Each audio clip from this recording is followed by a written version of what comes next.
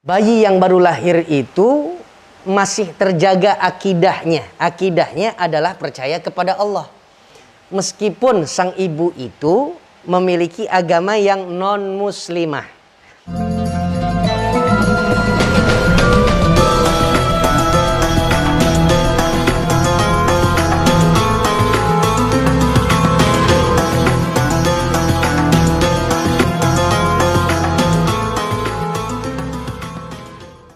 Engkau adalah Tuhan kami, Engkau yang menciptakan kami, Engkau pula yang mengatur kehidupan kami.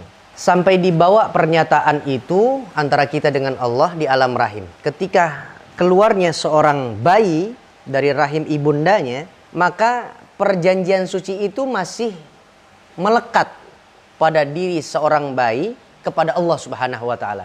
Sehingga ada hadis baginda Rasul mengatakan kullu mauludin yuladu 'alal fitrah. Setiap bayi yang baru lahir itu dalam keadaan fitrah.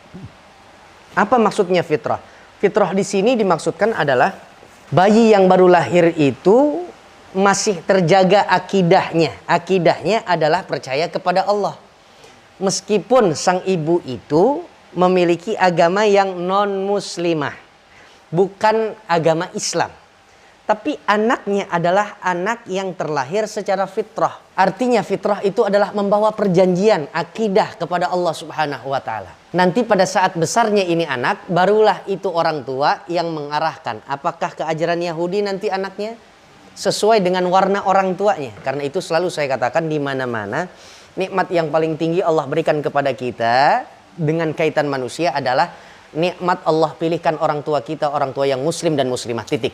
Sehingga di sini perbedaan kita adalah dulu Nabi Allah Adam ketika di alam syurga diturunkan oleh Allah Subhanahu wa taala. Ketika diturunkan oleh Allah dari alam syurga, sebelum menapaki buminya Allah, kan ada doa yang diucapkan oleh Nabi Allah Adam. Rabbana zalamna anfusana wa illam taghfir lana wa tarhamna lanakunanna minal khasirin. Aku minta ampun ya Allah, karena sebab satu pelanggaran yang kulakukan. Apa itu? Makan buah khuldi, buah kekekalan, buah yang diusulkan, disarankan oleh iblis, kemudian termakan olehku. Ketika sebelum menapaki kakinya Nabi Allah Adam di muka bumi Allah, Allah sudah fataba alaih, Allah sudah maafkan. Sementara orang-orang yang di luar Islam menyatakan Allah belum memaafkan Nabi Adam atas kesalahannya.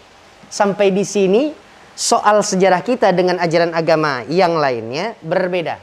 Kalau kita katakan Nabi Adam sudah dimaafkan oleh Allah, sudah tertaubati kesalahannya. Kalau orang-orang di luar Islam mengatakan tidak, Nabi Allah Adam tetap dalam keadaan yang berdosa. Sehingga siapapun anak Adam atau keturunan-keturunan Adam dilabeli adalah bayi yang membawa dosa warisan. Sementara kita bebas dari akidah itu. Seorang anak masih menjadi tanggungan orang tuanya selama ia belum akil baligh, betul.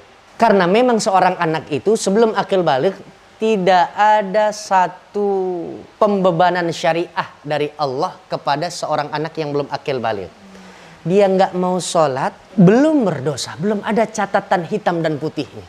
Tapi ketika sudah akil baligh, rukun iman, rukun Islam, tindakan ihsan, berbuat baik kepada sesama, lingkungan dan masyarakat sudah diwajibkan oleh Allah. Di situ mulai lembaran pertama amalnya dia. Kalau sudah akil baligh, maka dia sudah tidak lagi dinaungi di bawah ketiak orang tuanya. Dia sudah menjadi pribadi yang mandiri. Sementara ikatan tadi sudah anak kepada orang tua ya. Ini sekarang istri kepada suami.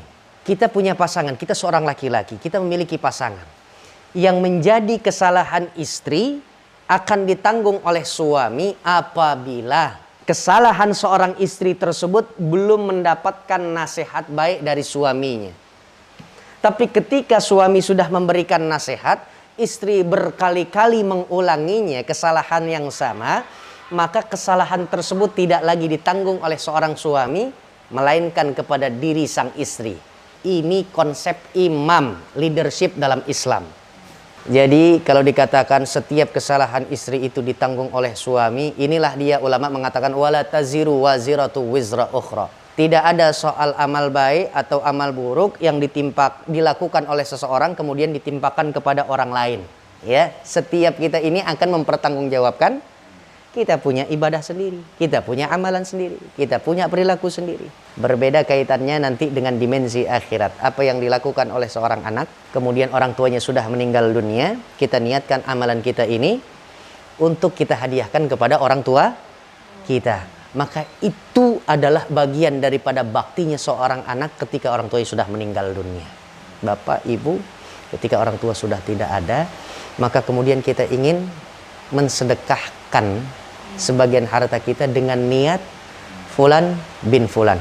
Disebutkan nggak disebutkan, Allah lebih tahu keadaan kita. Kita mau meminta doa kepada dari anak yatim itu untuk kebutuhan kita, fadol, silahkan, nggak ada masalahnya. Karena Rasul katakan, aktiru minad doa minan nas. Perbanyaklah Anda minta doa kepada manusia.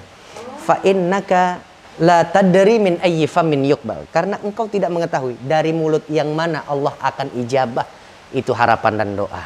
Cukup? Kita baca suratul Fatihah, mudah-mudahan Allah Subhanahu wa taala memberikan keridhaan atas perkumpulan kita. Kemudian ilmu kita insyaallah Allah berikan ilmu yang bermanfaat. Ala hadhihi wa ala kulli niyatin shalihah. Al-Fatihah. A'udzubillahi minasyaitonir rajim. Bismillahirrahmanirrahim. Alhamdulillahi rabbil alamin. Arrahmanir rahim. Maliki إياك نعبد وإياك نستعين اهدنا الصراط المستقيم صراط الذين أنعمت عليهم غير المغضوب عليهم ولا الضالين آمين يا مجيب السائلين. Ini yang dapat saya sampaikan. Hadani Allah wa iyyakum ajma'in. Tsumma assalamu alaikum warahmatullahi wabarakatuh.